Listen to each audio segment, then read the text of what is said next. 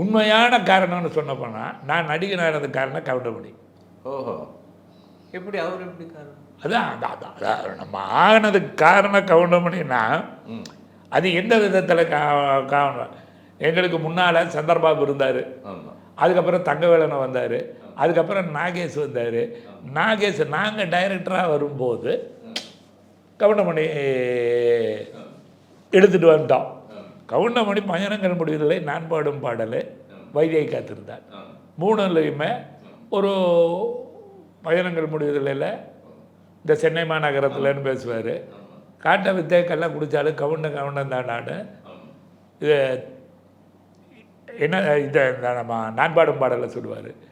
ஆளினால் அழகராஜன்னு வைத்திய காத்திருந்தால் பண்ணுவார். இது மூணும் பண்ணதுக்கப்புறம் அவர் ஹீரோ ஆகிட்டார். பணம் பத்தும் செய்யும் தேவர் ஃபிலிம்ஸில் ஹீரோ ஆகிட்டார். அதுக்கப்புறம் குங்குமச்சிவரில் நடிக்க வர மாட்டேங்கிறார்.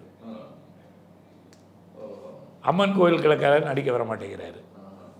மெல்ல திறந்த கதையில் நடிக்க வர மாட்டேங்கிறார். அடுத்தடுத்து படங்க ஏன் வர மாட்டேங்கிறாருன்னா, நம்ம என்ன சம்பளம் வாங்கினாருன்னு தெரியும், எவ்வளவு இதாக இருந்து மேலே வந்தார்னு தெரியும், நம்ம படங்கள் அவருக்கு என்ன பேர் வாங்கி கொடுத்ததுன்னு தெரியும். நம்மக்கிட்ட போனால் சம்பளம் கேட்க முடியாதோ அப்படிங்கிறத அவர் நினச்சிருக்கலாம். இல்லை நம்ம ஹீரோவாகிட்டு இன்னும் போய் எதுக்கு போய் அதை நடிக்கலாம் நினச்சிருவார். இதில் எல்லாம் செந்தில் போட்டு நடிக்க வச்சோம்.